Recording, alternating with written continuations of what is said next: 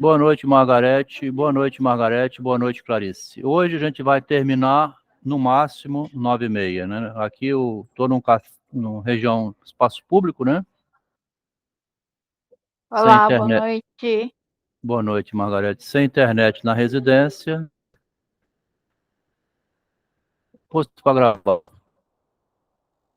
Aqui nós estamos investigando essa escritora chamada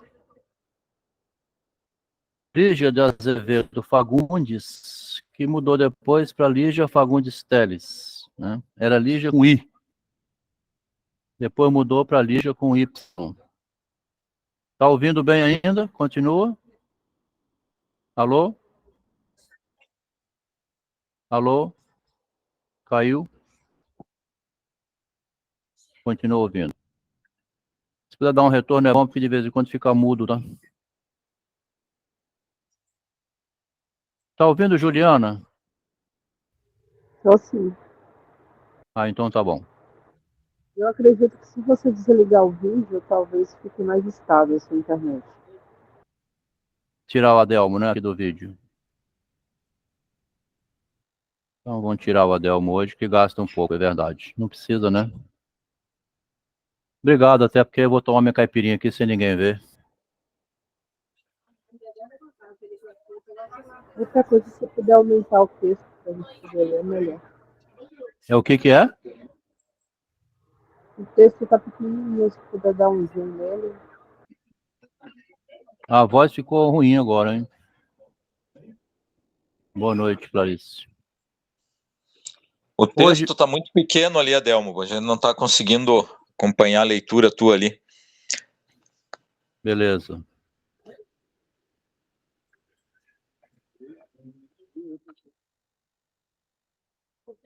Começar então. Boa noite, Lucas. A Lígia é uma empreendedora, né? Uma empreendedora, uma empresária, né? De si mesma, né? Uma empresária da literatura. Pelo caminho da literatura, ela tornou-se o que ela é hoje, um ícone nacional, né? No Brasil. Eu atrapalhar a aula aí, mas vocês estão ouvindo a minha voz? Que meu som aqui tá baixo demais, acho que vai cair entrar de novo. A sua voz está ótima. Para mim, a voz da Clarice está muito boa, né? Né, que tá para você também, né, Juliana? Talvez é o som do seu alto-falante. Ah, ela saiu. Bom, vamos continuar então. A Lígia, né, seria um Neymar assim do futebol, Silvio Santos, né, da televisão. Roberto Carlos, né, uma pessoa que teve uma sacada, né, lá no início. Publicou aqui então o Vidoca, uma vidazinha, né, uma vidinha de nada, né, uma vidoca. Criou esse vocábulo, né? Não sei se esse vocábulo existe não é um neologismo na época, né? Uma vidinha de nada. Conto de Lígia Fagundes de Azevedo Fagundes, ó, Lígia de Azevedo Fagundes, né? Premiado no concurso permanente de Carioca. Desenho de Jerônimo Ribeiro. A Lígia, então, estava farejando, tá vendo? Com 20 anos de idade. Esses jornaizinhos com Machado de Assis, lá em 1859, no jornal e o livro que nós já lemos, né? O Machado descobriu no jornalzinho na época uma grande chance. Boa noite, Clarice. Bem-vindo de volta. O Machado descobriu uma grande chance de ele expor o trabalho literário dele, né? A Lígia também persistiu bastante. Ela vai mostrar que no começo, assim, bastante ou insegura, ou retraída, né? Ou contida, né? Não querendo soltar todo o veneno dela de uma vez, ou não sabemos o que é isso, né? Também tem a maturidade da mulher, né? Mas no começo o continho é um pouco singelo, né? Então tem a ilustração aqui do Jerônimo, né? Jerônimo Ribeiro e Vidoca, né? Assinado aqui embaixo, Ribeiro, ó. Ó. Então tinha um jornalzinho chamado Carioca, onde Em 1938, outra coisa que a Lígia também esconde é a idade dela, tá? Como não sabiam, ela não revelava, né? No jornal, em 1944, depois de atravessar o Rubicon da estreia literária, Fernando Sabino lança seu segundo livro, tá? A Marca, novela que tem como epígrafe os versos de Carlos Drummond de Andrade. Se eu tento comunicar-me, o que há é apenas a noite. Ou seja, não consigo comunicar-me, né? E uma espantosa solidão. Então, o Fernando Sabino, usando os versos de Drummond de Andrade, como epígrafe, né? Epígrafe é aquilo que dá uma direção no início do livro. Fernando Sabino gosta dessa direção do Drummond de Andrade, né? Na vida humana, a gente navega no escuro à noite, né? E solidão. Você não sabe nunca qual vai ser o seu futuro, né? Pode ter uma polimiolite, pode ter um câncer de repente, um acidente e vir à morte.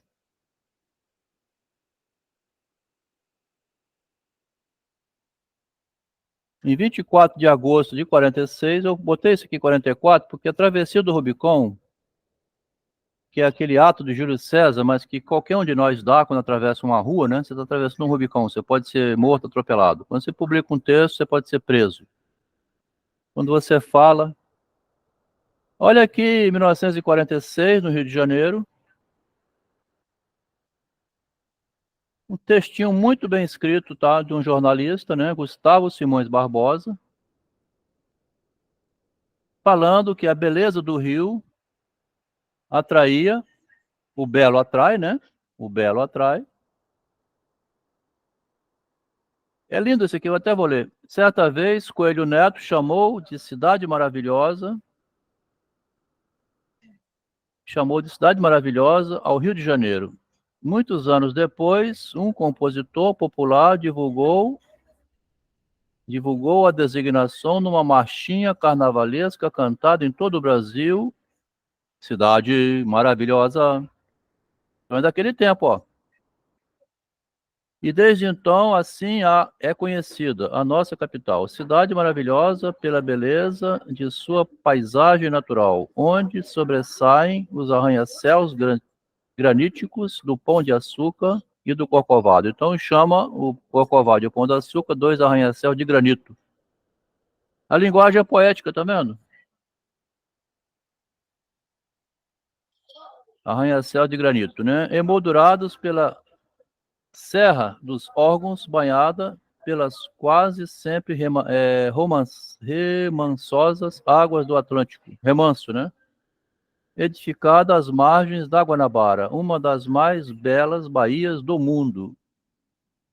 Pontilhada de pitorescas ilhas. Sua atração turística é incontestável, mas não é este o aspecto maior e mais importante de sua resplandecência no todo brasileiro. A cidade do Rio é um cartão postal do Brasil, né? A beleza paisagística atrai o burguês que pode fazer turismo, arrasta o poeta para as suas plagas, chama a si os temperamentos líricos, admite os aventureiros que são turistas sem dinheiro, gente que vem e vai perante apenas vai parando apenas para olhar à procura de emoções passageiras, de recordações para o futuro, de motivos para a conversa de todos os tempos. No entanto, esses formam a parte mínima dos que arribam ao rio, pois a maioria vem em busca de um pouco de calor e de luz e da luz da cidade grande. Não é a beleza que lhes interessa, mas a vida. Dia a dia, novos forasteiros aumentam a população carioca, vindos para ficar,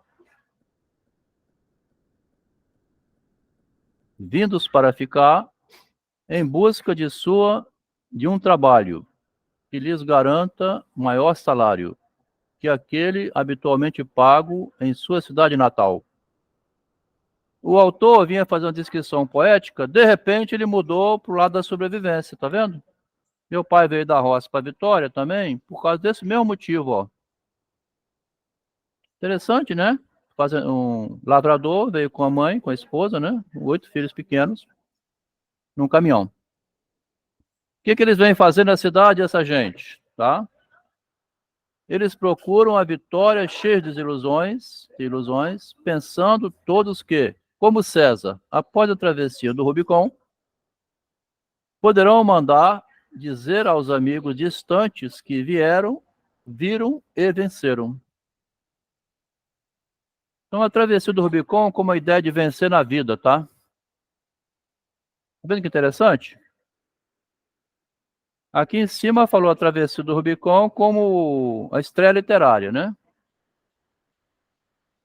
Que não quer dizer necessariamente vencer na vida, né? Meu pai venceu na vida? Não sei, né? Botou uma padaria lá, viveu a vida dele, né?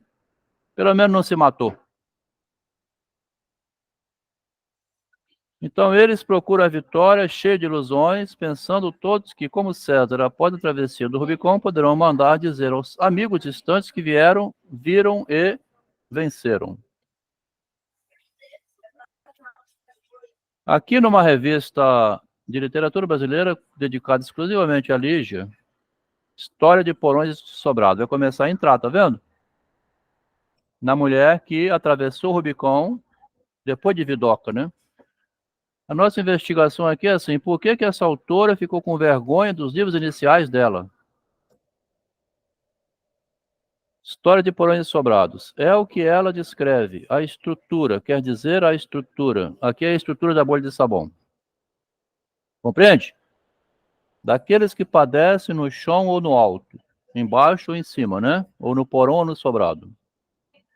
Há 60 anos, os aflitos de todas as classes sociais ganham vida nos grandes painéis urbanos da obra de Lígia Fagundes Telles. Porões Sobrado, livro de contos que marcou a estreia de Lígia Fagundes Telles, está hoje esquecido. A escritora o considera morto. Como tudo que veio antes, Ciranda de Pé de 54, seu primeiro romance, no qual, diz o crítico Antônio Cândido, ela atingiu a maturidade literária. Aliás, para Lígia, Porões Sobrado está mais morto do que qualquer outra obra que escreveu. Quando se pergunta o nome de seu primeiro livro, Lígia responde Praia Viva, de 44. Na verdade, o segundo título que publicou antes de Ciranda, ela lançaria ainda um terceiro volume, que era o Cacto Vermelho, que a gente já leu alguns contos dele, né? Do Cacto Vermelho, ela recolheu 8 contos e republicou posteriormente. Do Praia Viva não veio nenhum. E do Porões Sobrado, então, menos ainda. Esse, então, ela amaldiçoa praticamente. São duas as razões apontadas por Lígia para justificar tamanha indisposição em relação ao seu livro de estreia. Primeiro, em primeiro lugar, ela considera ginasiano ou de juventude, né, juvenil, os 12 contos nele reunidos, não só porque foram escritos como quando cursava o antigo colégio, ginásio. O segundo motivo, num país que lê tão pouco e tão mal, que quer incentivar a leitura de uma obra que não representa aquilo de melhor. Por quê, né? Por que incentivar essa leitura? Então, não quero que leia. A despeito das fragilidades que se possam encontrar em Porões Sobrado, então, fragilidade que se encontra, né? Fragilidade da própria autora, tá vendo? A ingenuidade, né? Seja no nível das tramas, seja no plano da técnica, há um detalhe fundamental. Aí preserva isso aqui até o fim da vida dela. Que a gente já leu O Segredo, né? O segredo fica no porão. Há um detalhe fundamental. O livro já traz o projeto que nortearia toda a produção futura de Lígia. E aquelas minhas aspirações literárias complicadas foram se reduzindo. De tudo, só restou um punhado de vidas que resolvi alojar no porão. Tá? Mas entre essa gente pobre, vieram alguns burgueses e precisei conseguir um sobrado. Carinhosamente os recebo nesta minha pequena obra, primeira obra, na qual tudo pode faltar, menos uma coisa, a sinceridade. Olha o que ele escreveu no prefácio de Porão e Sobrado. Parece que ela entregou um pouco o ouro aqui, tá vendo?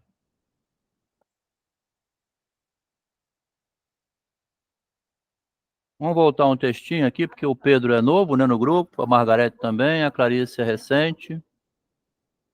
Eu acho que o Marcos já acompanhou essa leitura uma vez. O Kafka, em 1916, publicou um textinho chamado Diante da Lei. Se você botar Diante da Lei de Kafka na internet, no Google, ninguém entendeu, assim, é raro encontrar alguém que tenha compreendido a mensagem do Kafka, né? Esse capítulo aqui tem no livro do Narcisismo, tá? Louco por Literatura, eu acho que já acompanhou essa leitura, né? Diante da lei está um guarda. Aqui para já a chave do conto, né? Para a gente já colocar a chave do conto.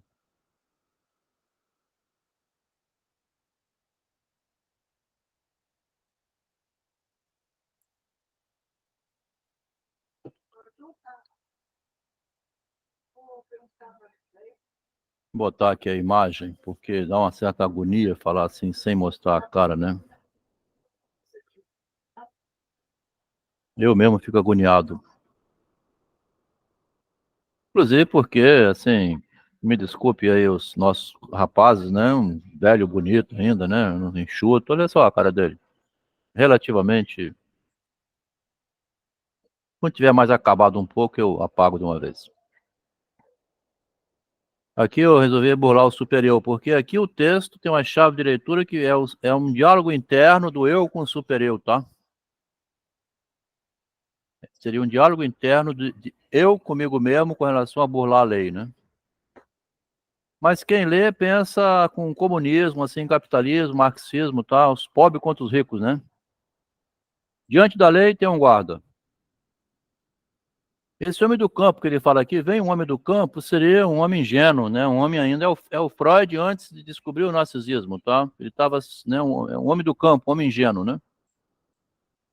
Vem um homem do campo e pede para entrar na lei, da lei da cidade. Mas o guarda diz a ele, né? Por enquanto, não pode autorizar-lhe a entrada. Você não pode entrar aqui. O homem considera a pergunta, tem uma equivalência, atravessar o Rubicon aqui, tá? O homem considera e pergunta depois se poderá entrar mais tarde. Mais tarde eu posso entrar? É possível. Mas não agora. O guarda afasta-se então da porta da lei, abre como sempre, aberta como sempre, que fica sempre aberta, né? Qualquer um pode entrar, né? Você pode botar um pequeno comércio, abandonar o seu emprego, começar uma nova vida, tá? Tá sempre aberta a porta, né? É uma metáfora e tanto esse conto, tá? Meu pai largou lá a lavoura e veio ser comerciante. Então você pode entrar pela porta da lei, aberta como sempre, e o homem curva-se para olhar lá dentro. Ao ver tal, o guarda ri e diz: se tanto te atrai, experimenta entrar, apesar da minha proibição. Olha a Lígia aqui, né? Se tanto você se sente atraído a ser escritor literária, persiste, né? Vai persistindo. Se tanto te atrai entrar nesse mundo dos escritores, experimenta entrar, apesar da minha autoproibição, porque no futuro ela se proibiu o passado, né? Eu não devia ter escrito aquilo, mas aquilo foi necessário para ela entrar, tá vendo? Olha só, Marcos, que loucura. Você dá um passo e entra, depois você fica com vergonha do passo que você deu, porque você já está dentro. Quer dizer, você não entraria nunca se não arriscasse aqui. Pô, como é que. Entende? Se tanto te atrai, experimenta entrar, apesar da minha proibição. Contudo, porque você se autoproíbe, né? Contudo, repara, sou forte. O superior aqui está ameaçando, né? E ainda assim sou o último dos guardas. Ou seja, é a minha última segurança interna, né? Vou arriscar uma publicação que eu posso passar por ridículo.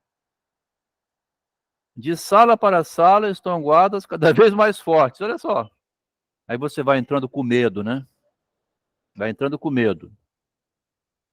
Guardas cada vez mais fortes. Alguns vão te pegar pelo pescoço. de tal modo que não posso sequer suportar o olhar do terceiro depois de mim, nem eu mesmo o próprio guarda.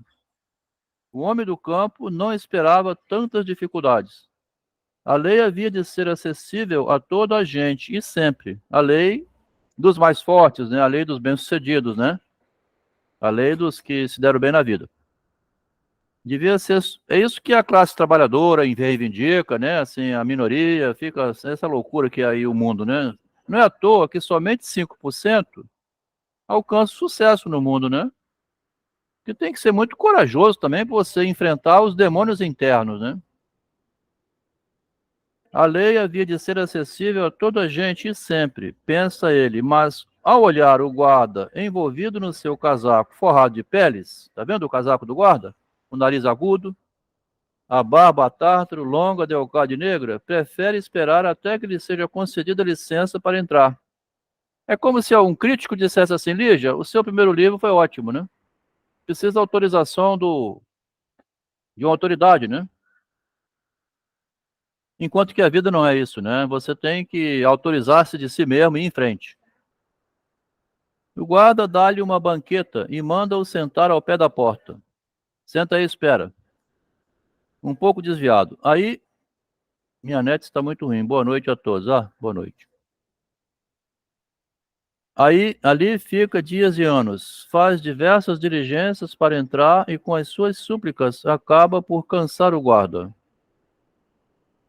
Este faz-lhe, de vez em quando, pequenos interrogatórios, perguntando-lhe pela pátria e por muitas outras coisas, mas são perguntas lançadas com indiferença, à semelhança dos grandes senhores. No fim, acaba sempre por dizer que não pode ainda deixá-lo entrar.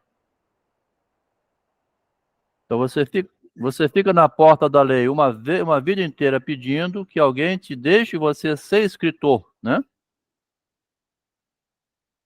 Por que que eu não consigo ser escritor? Clarice, o tempo inteiro acontece isso. Você fica no impasse, né? Vou ou não vou? Tá?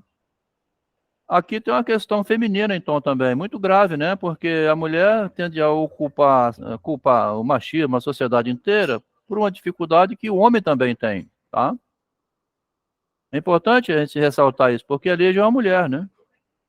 Ela abriu o caminho dela sozinha, né? Cheia de medo, né? Isso acontece com a gente o tempo inteiro. O homem que se provera bem para a viagem emprega todos os meios custosos para subornar o guarda, tá vendo? Você chega para o superior e fala assim, vamos fazer assim mesmo? Aí depois você fala, não vou fazer não. Fica tentando subornar o seu superior, né? O seu juiz interno, a consciência moral, né? Eu acho que eu vou fazer isso, sabia? Não, não vou fazer não. Subornando o guarda. Esse aceita tudo, mas diz sempre, aceito apenas para que te convenças que nada omitiste. Tá vendo? Aqui, Juliana, que lindo. Ó, o superior é um depositário fiel que diz, eu aceito, para que você fique convencido que você não omitiu nada, mas eu não vou aprovar não, tá? Durante anos seguidos, quase ininterruptamente, o homem observa o guarda, esquece os outros e aquele afigura ser-lhe o único obstáculo à entrada na lei. O texto do Kafka é maravilhoso, tá? É uma obra de arte, né? Então ele esquece os outros guardas e fica só naquele ali, né? Nos primeiros anos diz mal da sua sorte, fica mal dizendo, né? E em alto e bom som. E depois, lá na velhice, limita-se a resmungar entre dentes. Torna-se infantil e, como ao fim de tanto examinar o guarda durante anos, lhe conhece até as pulgas das peles que ele veste, pede as pulgas do guarda agora, né? Que o ajude a demover o guarda. Tá vendo que quadro kafkiânico, né? Chama a realidade kafkiana, né? Vai pedir a pulga do guarda para falar com o guarda. Por fim, enfraquece-lhe a vista e acaba por não saber se está escuro em seu redor ou se os olhos o enganam. Mas ainda a percebe, no meio da escuridão, um clarão que eternamente cintila por sobre a porta da lei. como se fosse o clarão da morte aqui, né? Que está na hora da morte. Agora a morte está próxima.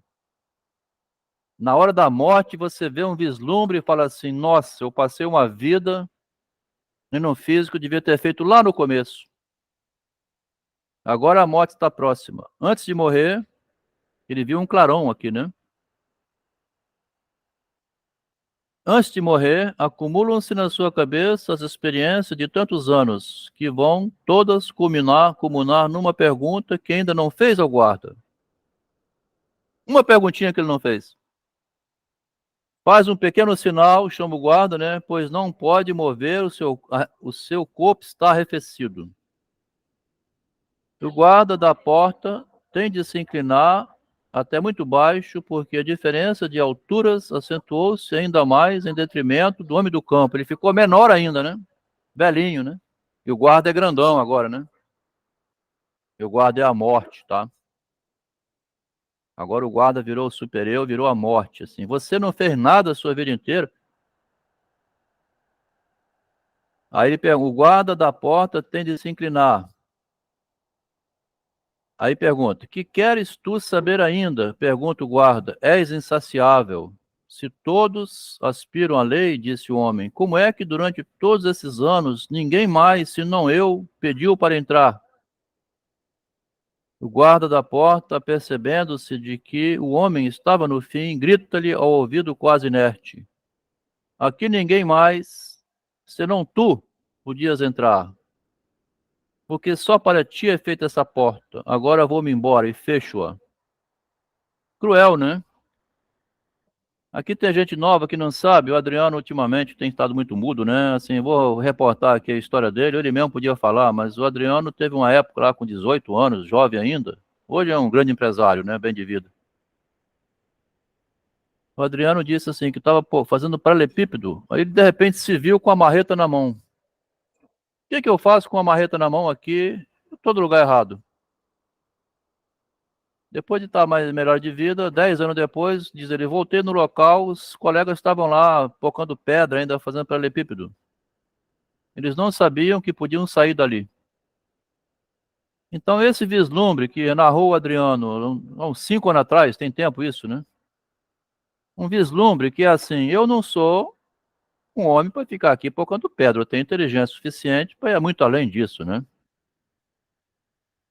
Então, interessante que você também é responsável pelo seu destino, né? Você é responsável. Se ele viu isso e não tivesse feito, era o homem esse homem do campo aqui, né? Lá no finalzinho, podia um dia, puta merda, né, rapaz? Aqui na beira da morte, não sair do lugar. Então nós estamos aqui nesse aquecimento, porque ali já tem um texto que a gente já leu também, muito parecido com o do Kafka, ó. É bem rapidinho esse aqui, né? O Eu de Lígia, tá? Com 20 anos de idade. Junto com o Porão Ensobrado. Ela queria, então, o mesmo movimento do Kafka, né? O mesmo movimento daqueles que vieram morar no Rio para ganhar a vida. Eu creio na existência da fatalidade. Por comodidade, eu nasci fatalista. Está escrito, tinha que ser assim, de braços cruzados, calmamente, aguardo tudo o que vier para mim. Pouco resignada, né? Mas é um fingimento, né? Que a Lígia não espera nada que vem para ela, ela corre atrás, tá? Todos dizem, move-se que o destino será escrito pelas suas mãos. A Lígia nunca podia querer apagar uma frase dessa, tá? Tá vendo? Que frase? Move-se que o destino será escrito pelas suas mãos. Aqui é o homem da lei, tá? É o homem de Kafka, né? Move-se que é você mesmo que escreve seu destino. Não tem um homem de Kafka, né? O super-eu. Também tem, que você não pode fazer merda, né? Não vou pular isso aqui, mas o textinho é lindo, viu? A gente já leu esse texto, né? Todos dizem, move-se que o destino será escrito pelas suas mãos. É inútil covardia. É fraqueza. Confiar a sua sorte é uma fantasia. Você não pode confiar a sua sorte aos outros, né? Só você poderá destruir ou construir a sua felicidade. Olha aqui, Clarice. Só você pode construir ou destruir a sua felicidade. Só verdade aí. Eu acredito muito É. assim também. Só você poderá destruir ou construir a sua felicidade, mais ninguém. E eu sinto vontade de lutar também. Quisera eu própria ser a responsável das vitórias e fracassos da minha vida. E, no entretanto, enquanto em meu redor todos se agitam para a realização de um ideal, covardemente deixo cair os braços, impotente, à mercê de um destino, aguardando o final. Aqui ela se lamentando do que ela não fez, né? Porque ela não... Ou melhor dizendo, em um momento talvez ela ficou assim, aí com isso ela foi em frente, né? Deixo cair os braços, impotente. Sabe de uma coisa? Então eu vou em frente. Porque um pensamento desse produz um insight também, né? Você se autocritica para poder ir adiante, né? Por comodidade, aceitarei tudo o que vier de bom ou mal. Né? Estou predestinado a ser o que ela quis, a fatalidade, né? Eu creio na existência da fatalidade, aqui é fatalidade para o bem, então, né? Há casos que deram sorte, né? Só ela é culpada por eu não ser feliz. Vamos começar o primeiro conto, né? A gente vai um pouquinho hoje. Então ela começa o primeiro conto, quem leu, né? O Senhor Deus aqui, quem leu o conto. Conto bem simples, o Senhor Deus é o dinheiro, né? É o sucesso, é o poder, a glória, o dinheiro, né? Atravessar o Rubicon. Eu não era assim. Depois que eu fiquei conhecendo, é que fiquei conhecendo, é que começou a nascer em mim essa revolta doentia, essa descrença e esse ódio. Para quem leu, parece que está falando mal de um homem, né? Mas quem leu até o fim, que a gente supõe que foi distribuído para ler, né? A gente vai ver que ela, depois que eu conheci o dinheiro, né? Então ela fica no impasse entre a escrita que não dá dinheiro e a profissão ou o ganho financeiro que obriga você a trabalhar no que não gosta, né? Tem que trabalhar, porque ela foi advogada, trabalhou 33 anos como funcionária pública, né?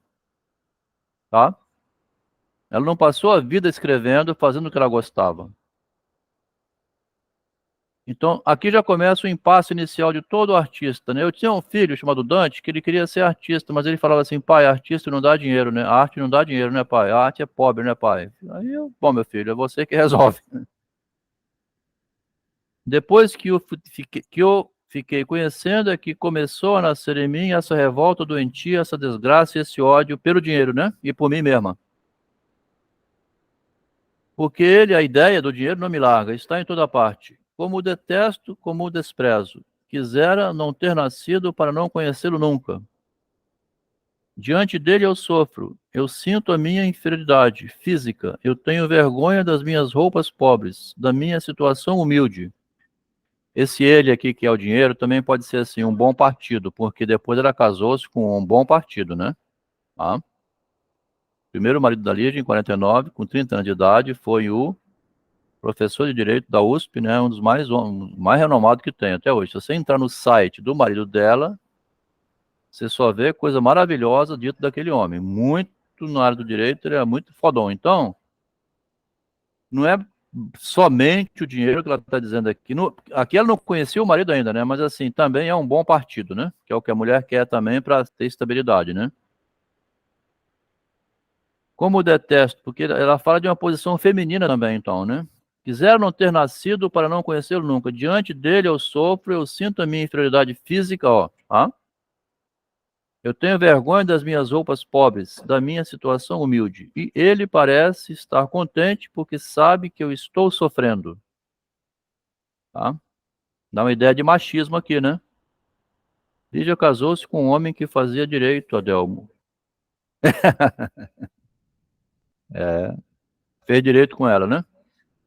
Mas ela casou com um homem que fazia direito, louco por literatura, mandado pela mãe, e não foi um casamento feliz, tá? Por causa também desse interesse aqui no bom partido, né? Porque ele parece, aqui parece que está prevendo o futuro, tá vendo, Marcos? Como ela parece que está prevendo que a mãe está empurrando ela. A gente viu aquele conto da vovó lá, que empurrou, né? Queria que ela casasse. E tem outros contos também que ela tem esse dilema com o dinheiro e a arte, né? Aquele, apenas um saxofone. Ela casou com um homem rico e deixou o cara do saxofone. Então, tem uma questão assim, como é que eu me garanto, né, para ter a subsistência? Que é o drama da mulher também, né? A mulher sempre passa por essa questão, né? Eu quero casa e segurança, né? Precisa ter. E ele parece estar contente, porque estou sofrendo, porque de certo conhece a causa dessa minha irremediável tristeza, dessa grande tragédia que se desenrola no meu mundo interior. E exibe aos meus olhos humilhados a carteira sempre cheia de notas. Está falando de alguém então, né? Faz questão de mostrar a meia fina, os sapatos de pelica, bem engraxados, as unhas polidas. Eu fujo para não vê-lo mais. Eu me escondo, mas é inútil. Hei de encontrá-lo, sempre junto de mim. Hei de escutar ao meu lado o ruído do seu andar. O eco maldoso da sua voz. Entro no cinema. Não posso enxergá-lo no escuro. Sinto-me, mas há um farfalhar de seda e aos poucos vou sentindo o perfume fino que ele usa no lenço. Ela desloca o tempo todo para um homem, né? Fujo. Na rua, um automóvel. Fujo. Na rua, um automóvel bonito.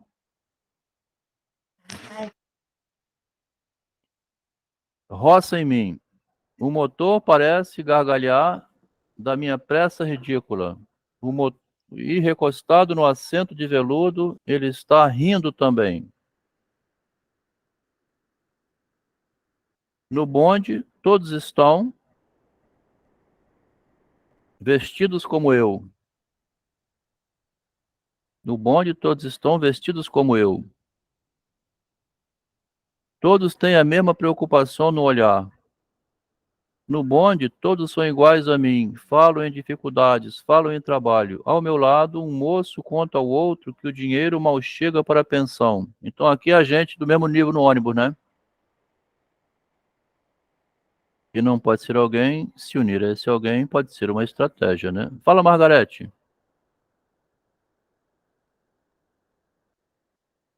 Levantou a mão, Margarete?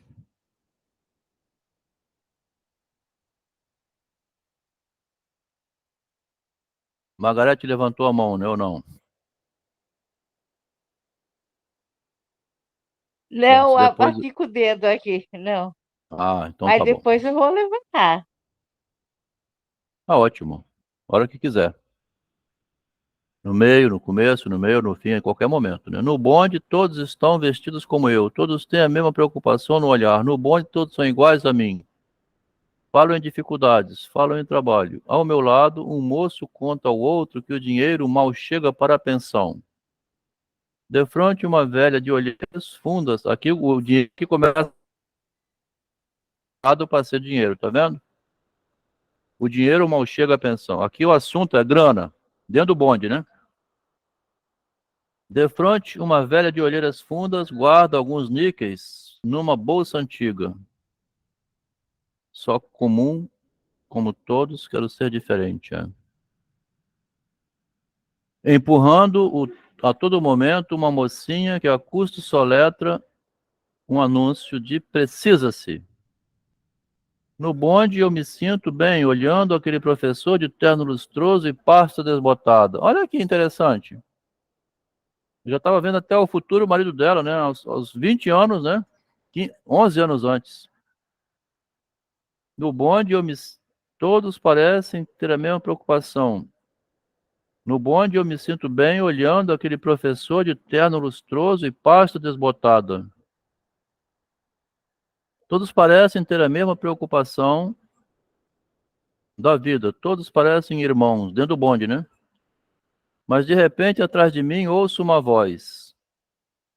Que tédio sinto hoje. Volto-me e dou com ele. Ainda ele tem as cores sadias da boa alimentação. Tem o corpo forte de atleta, embelezado pelas roupas bem feitas. E eu olho para as minhas mãos anêmicas, para os meus pobres ombros estreitos. Por quê?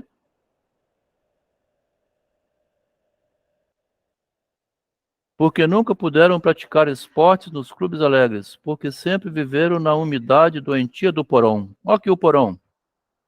Ela diz que vive no porão. O conto é autobiográfico, tá vendo, Marcos? Ela quer chegar ao sobrado. Porque sempre viveram na umidade doente do porão. De certo, ele sabe que o detesto, que me sinto infeliz quando o vejo, porque em tudo ele é superior a mim. Em tudo? Não, espera. Em tudo, não. Ele não tem o meu talento, ele não conseguiria nunca produzir o que produzo. Estudou em colégios caros, tem uma biblioteca repleta de obras em letras douradas, mas não sabe o que eu sei. Parece que os meus livros usados, em cujas capas gastas agitam-se os micróbios de muitas outras mãos, contaram-me coisas que ele nem compreende. Aqui ela vai entrar, então, com o dedo dela, tá? Exime a leitora, né? Ela consegue entender o que lê. Olha, quando eu falo entender o que lê, parece uma loucura, mas a gente não entende o que a gente lê, tá? Aquele conto do Kafka, se você olhar na internet, você vê todo tipo de comentário, menos o que nós fizemos hoje. O Adelmo aqui, que fez 13 anos de análise, não entendia o que lia. Pensava que a psicanálise estivesse nos livros. A psicanálise é um golpe linguístico, né? É o golpe da linguagem, é a esperteza com o entendimento do que é dito, né? É você não comprar gato por lebre, não cair no conto do vigário, tá? O conto do vigário, vê que frase interessante, né? Eu caí no conto do vigário, pensei que tinha tratamento psicanalítico, né? Porque a Lígia está dizendo aqui assim, ele estudou em colégios caros, ele é rico, né? Ele tem uma biblioteca repleta de obras em letra dourada, mas não sabe o que eu sei. Eu sei ler. Parece que os meus livros usados, em cujas capas gastas... Aqui também tem o que a gente vem falando de vez em quando, assim, o autismo e o narcisismo, né? Eu era meio autista, então, né? Porque ficava tentando entender, até pular para o outro lado, para você compreender a manha da linguagem, né? Então, esses livros contaram-me coisas que ele não compreende, porque sofro. A minha sensibilidade artística é diferente. Os meus 5 sentidos são suscetíveis às mínimas sensações da alma inquieta e doentia que trago dentro de mim. Penso que reconhece isso, e paga críticas, e compra elogios para tornar-se evidente, vingando-se dessa minha superioridade, com a caderneta de cheques que exibe aos meus olhos cobiça. Então ela tinha uma riqueza interior, tá? Uma riqueza interior ela tinha que o outro não tinha, né? Aqui na minha sala de trabalho, sinto-me mais feliz, esquecido. Ela se coloca um rapaz, tá vendo? Parece um homem, né? Aqui na minha sala de trabalho, sinto-me mais feliz, esquecido de que ele existe, de que invejo o meu talento, e eu, o carro que ele possui. Ele meu inveja o meu talento e inveja o carrão dele. O carro que usa para comprar o amor de todas as mulheres. Curvado sobre o papel, escrevo sozinho o meu silêncio. Ó que lindo! Alguém abriu a porta, ouço um ruído de passos. Será que é? Não tenho coragem de olhar e freneticamente continuo escrevendo. Duas mãos muito alvas, de unhas esmaltadas, batem impacientes na minha mesa. Ele está aqui também. Tapo com o mata-borrão o artigo que ele veio comprar. Ele está aqui, está nas ruas, nos carros, nas igrejas, está em toda parte. São fisionomias diferentes, são de outras nacionalidades, têm nomes diversos, entretanto é um só. É ele. é o senhor do qual dependo, o senhor burguês, o senhor dinheiro, o senhor Deus. É até um crime ali de não querer que esse conto seja publicado, né? Aqui nós estamos pensando em burlar aqui a lei, atravessar o Rubicão, porque a Lígia pediu, né, que esses contos não fossem publicados. Depois nós vamos fazer justamente o contrário, nós vamos publicar o que ela pediu para não publicar. Esse primeiro livrinho, Porões Sobrado, junto com Praia Viva, a gente vai reunir os dois, juntar num livro só, e um terceiro livro dentro desse livro, que seria um livro que comenta a obra de Lígia, né? Através desse modo de ler que a gente vem lendo de modo compartilhado com a colaboração de muita gente que participa junto da leitura, né? Nosso método é assim, compartilhar e escutar as opiniões, né? Então esse conto, né, aqui que o Pedro está acompanhando aqui, né, jovenzinho ainda, pela primeira vez, como é que é rico esse conto, né? No sentido do futuro crescimento dela, com esse título que ela botou, O Senhor Deus. Então ela faz um jogo de palavras de colocar-se como inferior de um grande. Ao mesmo tempo que ela também diz, eu também sou grande, porque eu sei interpretar, ler, escrever toda a trama linguística, né? E então ela se reverte para cima, para uma posição de superiora, na voz de um escritor masculino, que está em rivalidade aqui, né, no final, está em rivalidade com outros homens, porque ele fala do carro, do dinheiro para ganhar, para conquistar mulheres. Fala, Marcos. É um conto onde ela verdadeiramente ela é o único personagem, né? Não há outros personagens, porque todo o resto é relativo ao que o dinheiro pode comprar, o que o dinheiro pode produzir, né? Pois é. Ó, a interpretação do Marcos, interessante. Eu não tinha olhado para esse foco, né? Só tem um personagem, não tem outro. É o eu da Lígia, né? Foi bom você falar isso, porque eu posso nos comentários acrescentar que justamente tem esse eu aqui, ó. Ela está falando então desse eu sozinho, né? Que agora Loucos por Literatura pôs aqui no privado, né? No chat, o eu lírico, né? O eu lírico é aquele que faz o que ela fez aí, né? Margarete, vamos aproveitar. Eu não vou prosseguir muito hoje, porque aqui em Vitória, a Márcia até já saiu, a internet dela também está lenta. Vamos ficar no primeiro conto, né? Se você quiser agora, né, Márcia, Margarete, entrar com seu comentário, está convidado. Então, esse conto também, como é muito antigo, mas aquela garota que escreveu o Harry Potter, depois do sucesso enorme do Harry Potter, que ela ficou milionária, ela agiu como a Lígia. Ela escreveu uma série e ela veio com um outro nome, inclusive masculino. Ela ficou com medo do público, com medo de publicar, com medo do que falariam dela. Imagina, hein? A Rowling com medo do que falariam dela. E eu achei a Lígia assim, ela está com medo, né? Ela ficou com medo de publicar, do que falariam dela. E achei muito interessante, porque acho que parece que é coisa de escritora aí.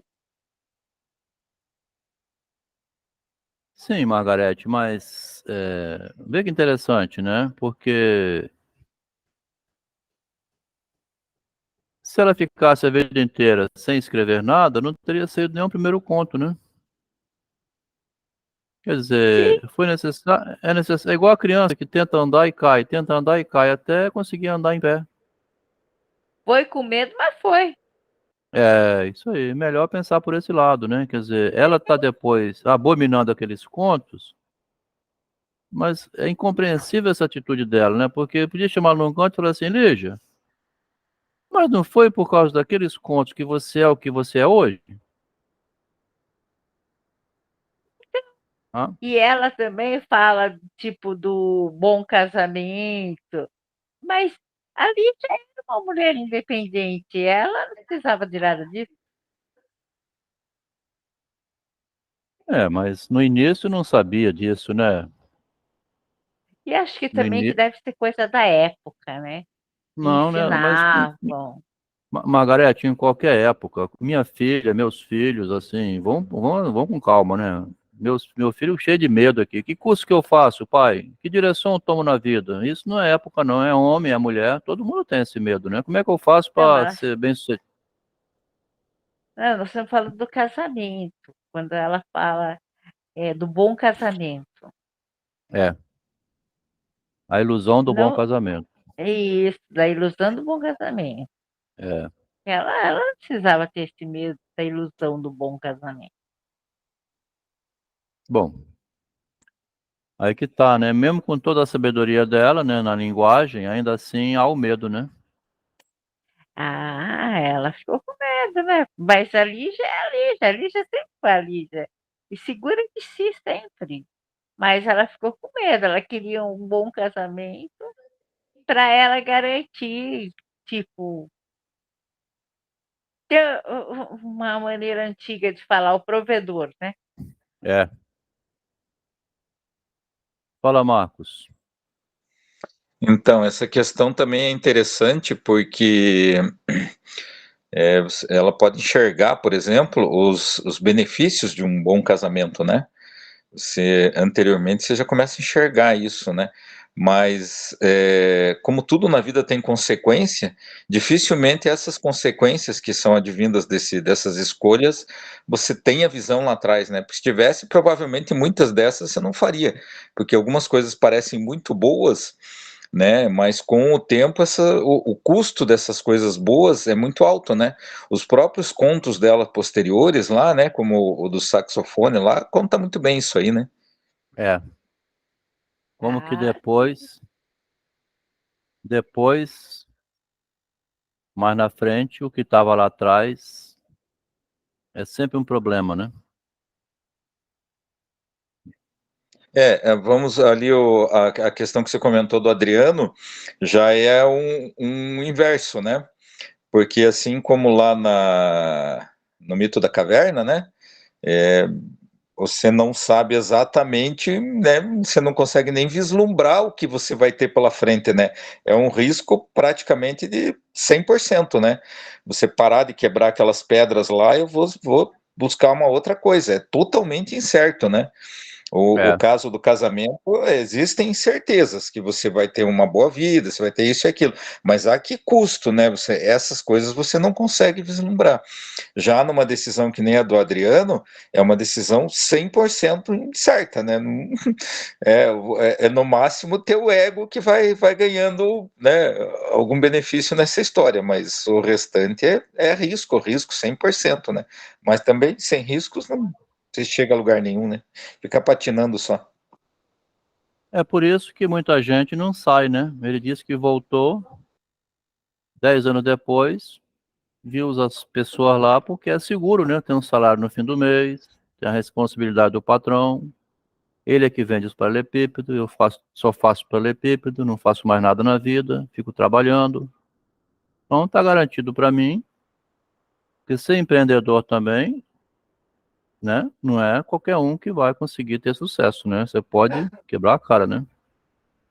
É uma questão seríssima, né? Você ser autor de si mesmo, né? Autor da sua história. É muito difícil. Em qualquer circunstância, você fazer esse Você lembra movimento. ali quando houve aquelas privatizações daqueles bancos estatais todos pelo Brasil aí, né? Foi uma Aham, época muito interessante, porque muita gente trabalhava nesses bancos lá, seus 15, 20 anos, saiu com um bom dinheiro no bolso. Opa, agora você é empresário. 98% quebraram, né? Perderam até é, o que tinham conquistado ao longo da vida. Não tem o tino para coisa, não tem a coragem, não tem, né? Chega lá, é todo burocrático, né? E é, empreender não tem como você ser burocrático, né? Você tem que arriscar, arriscar, arriscar, arriscar, né? é. Empreendimento não tem como ser burocrático. Olha só que frase, né? A burocracia é só na empresa, porque já tem um esquema funcionando. Agora, no empreendimento é tudo. Chega um cliente na frente para comprar né? Você fica ali no risco, né? Pode dar certo ou errado. Outro continho, que é o Vidoca, né? Moça, me dá um tostão. A mulher fitou com severidade. Para que você quer dinheiro? Vidoca pensou um pouco. Lembrou-se de todas as rudes negativas que já ouvira por ter dito a verdade. Talvez mentindo fosse melhor então. O tema aqui vai ser a mentira, né? Queria comprar vela para o enterro do meu irmão. Com violência, a mulher afastou-o do caminho. Mentiroso. Mentiroso é a avó. Duas, mas a mulher ia longe. Desanimado, o menino pôs-se a acariciar o pelo encardido do bem-te-vi. Os tempos estavam ruins. Aquele frio úmido conseguira penetrar no coração de toda a gente. Aquele fala um frio úmido assim, o coração endurecido, né? O cachorro fitava-o com olhos tristes, à espera de alguma resolução. Vidoca coçou a cabeça e, como se estivesse concluindo um pensamento, Vidoca murmurou: acho melhor esquecermos aquela suja e voltarmos para casa. Na esquina, viu a irmã de vestido novo, conversando com um moço. Vidoca abaixou a cabeça, cabrunhado. Lolita na década de 60 vai ser aquele filme, né? Stanley Kubrick, é aquele romance que ela está falando aqui. Aqui ele faz um paralelo com a Lolita, né? Meio oculto, né? Lolita não devia namorar esses granfinos. Não dava certo. É a história de Lolita, né? Aqui também tem um reflexo da Lígia, porque ela era linda, né? Tá? O impasse da mulher linda e inteligente, tá? O impasse da mulher linda e inteligente. Porque a Lolita aqui caiu no mundo, né? Lolita foi namorar Granfinos. Não dava certo. Logo à entrada, a mãe o recebeu com um murro nas costas. O Vidoca, né? Por onde andou, seu demônio? 2 dias na rua. Por que não ficou por lá mesmo? Não fazia falta. O garoto encolheu os ombros com indiferença. Sei disso. Sentou-se num banquinho surrado, observando a velha que lavava assoalho. Pensou com mágoa como é feia e má. Num canto, o pai dormia serenamente. Vidoca aproximou-se do homem com um sorriso. Gostava muito do pai. Era bom, coitado. Sacudiu-o meigamente. Não quero outra vida, hein, velho? Seu João abriu os olhos vermelhos. Ah, é você? Por onde andou, rapaz? Por aí mesmo. Eu e Bem-te-vi. Bem-te-vi era o cão dele, né? O cachorrinho. Lembrou-se da irmã. Mãe, aonde foi a Lolita? A velha teve um gesto de impaciência. Está na casa da sua tia. Vidoca sentiu vontade de dizer tudo, né? Ele sabia. Vidoca sabia bem o que a Lolita fazia. Vidoca sentiu vontade de falar tudo, mas tinha que mentir, né? Mas pensou, para que eu vou falar? Vidoca, ainda não sabe que o Fernando morreu? O menino voltou a se assustar, sobressaltado. O Fernando, impossível. O velho, né? Bocejou sem vontade, coçando as feridas da perna. Foi anteontem. Um automóvel apanhou ele quando atravessou a rua. Atravessava a rua. A família vai receber 30 contos. Tá, olha aqui, a remuneração, né? Um homem rico atropelou. Disfarçadamente, Vidoca passou a manga da camisa nos olhos. Por que vão receber esse dinheiro? A velha aproximou-se, enxugando as mãos e colocando-se entre o marido e o filho e meteu-se na conversa. O ricaço vai entrar com 30 contos. A Eudóxia já nem me cumprimenta mais. Vão se mudar para uma casa melhor. Sorte a deles. Só pra gente não acontece essas coisas. Aí ela acabou dando uma ideia para o Vidoca. Vidoca mordeu os lábios com força, silenciosamente, pôs Bem-te-vi debaixo do braço e saiu. Percebera? Bem-te-vi, nós estamos sobrando. Abraçou com força o cachorro, segredando-lhe nas orelhas sujas. Imagine, meu velho, nós dois heróis. Tá morrendo e deixando então uma fortuna, né, por atropelar. Achou graça a ideia, sorriu. Se um ricaço nos matasse, o pessoal ficaria bem. Até permanente para Lolita, né? Cabelo permanente. Todo mundo que tem automóvel é rico e costuma dar dinheiro quando mata gente pobre. Aqui é bem literal, tá? O conto da Lígia aqui nessa fase ingênua, que ela critica depois, tá? Ele entrega fácil, né? Você vai entregando logo, né? Mata e costuma dar dinheiro a gente pobre. Além disso, o padre Rui falou que depois de morto, nem fome a gente sente mais. Vidoca ria-se, tão entusiasmado que nem notou que atravessava a rua. Não ouviu também o ruído de um motor que se aproximava rapidamente, mais e mais. Bem-te-vi foi atirado longe. O corpo de Vidoca, como um embrulho, rolou até a sarjeta. E como se fosse dormir, fechou os olhos que ainda choravam. Só Bem-te-vi ainda pôde ver o caminhão fugindo velozmente. Vidoca, então, nessa distração de ser morto por um cara rico, né, e deixar uma fortuna para a família, passou um caminhão velho lá e atropelou, matou o menino e fugiu. Esse conto é mais singelo um pouco, né, mais simples do que o anterior, né,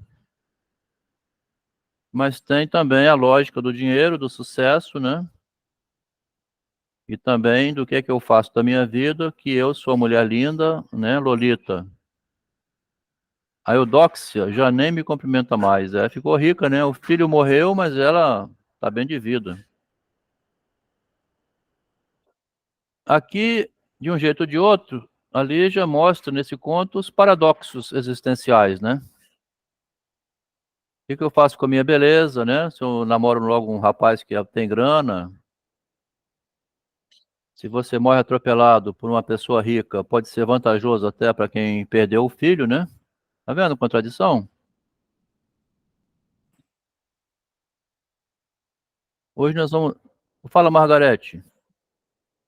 Esse conto lembra muito bem o de quinta-feira que a gente leu do Rodolfo. É Rodolfo o nome do rapaz? Que Rodolfo era Eduardo, o. Isso!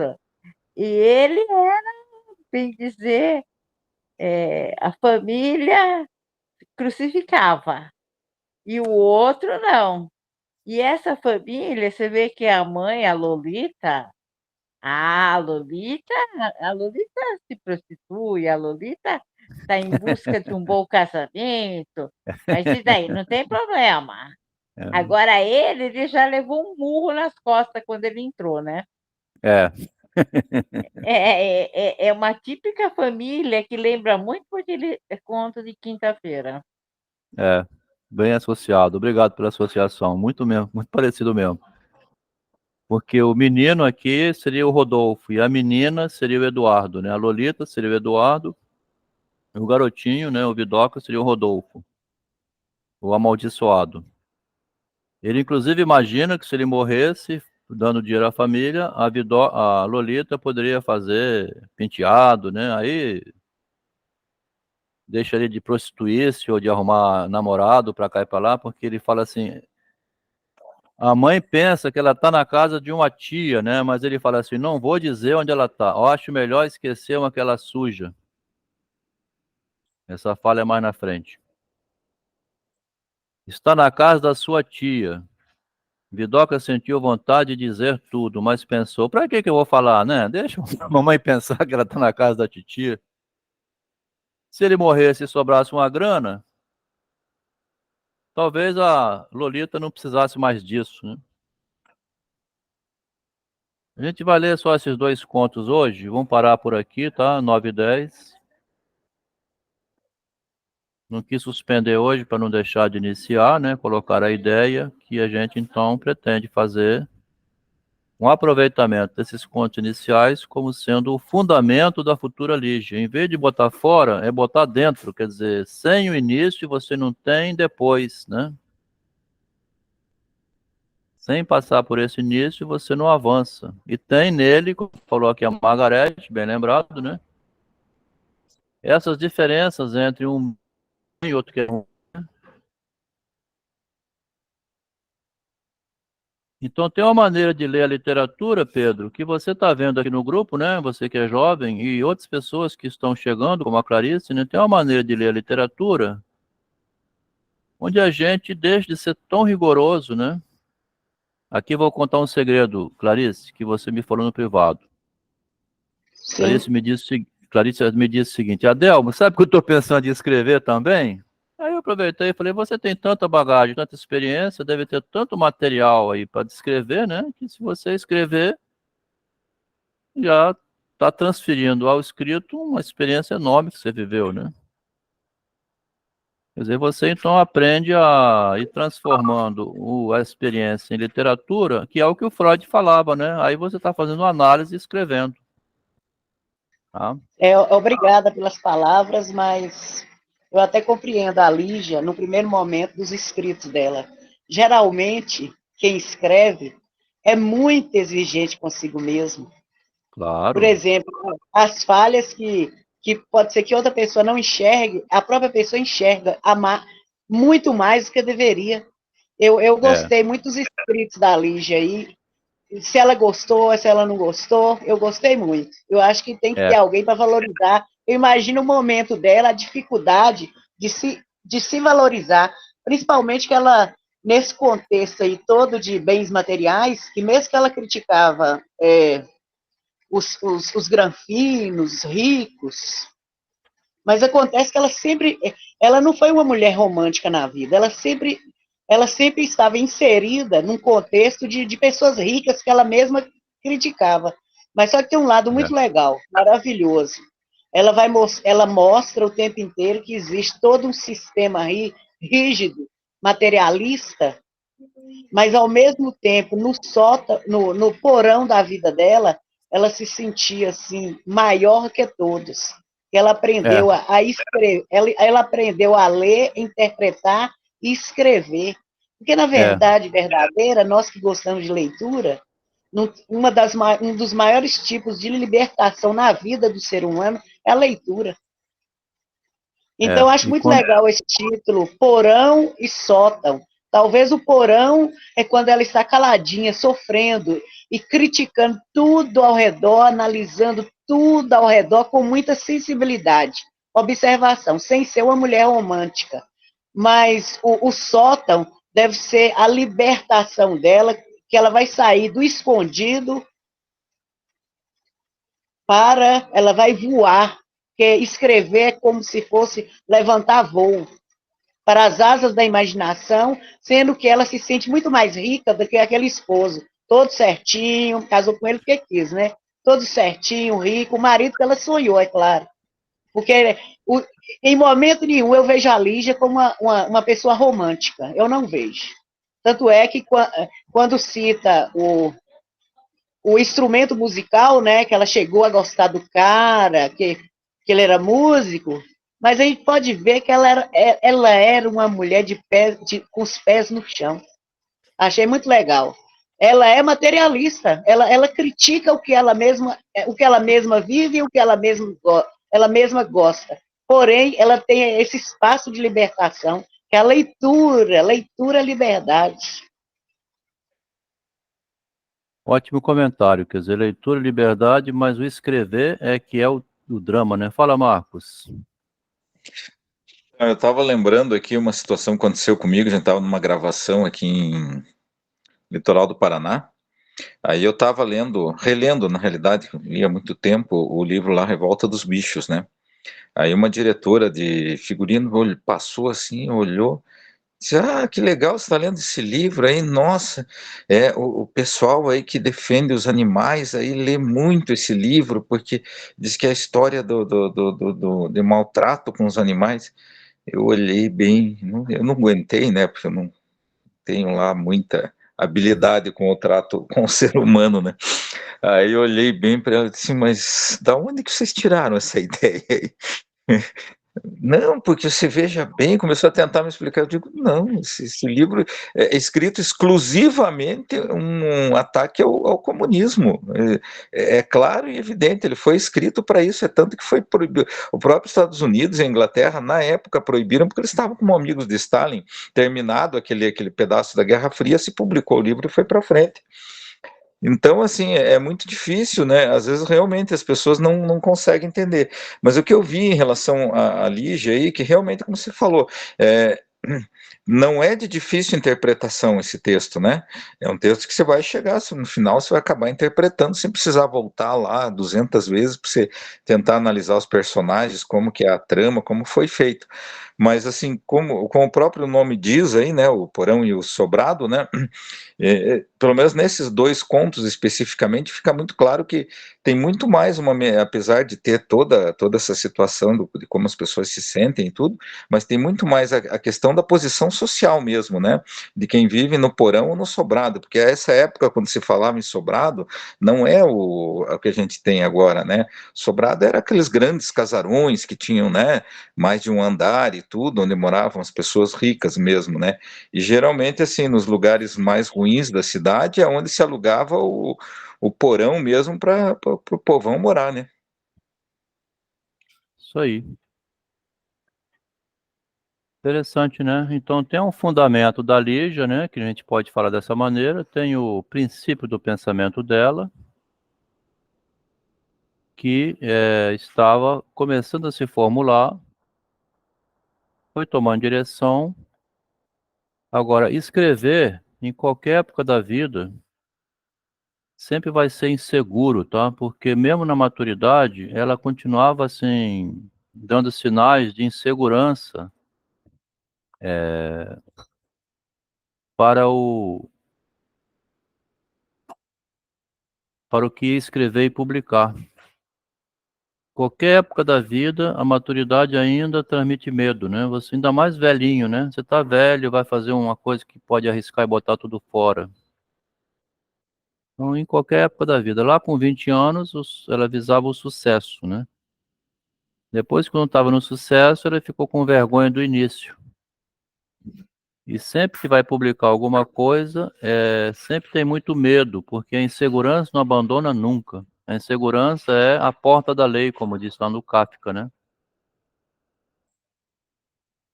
Então, vamos agradecer aqui os colegas que vieram hoje. Nós estamos fazendo aqui num espaço completamente diferente, que tem que encerrar agora 9h30, porque fecha o ambiente. Não tinha internet na minha casa, eu não quis cancelar o encontro de hoje. Vamos encerrar aqui a gravação, né? Agradeço muito a quem veio. O começo justifica o fim. Obrigado, Margarete. Obrigado. A Margarete acabou saindo já, né? Vamos cancelar então encerrar aqui a gravação.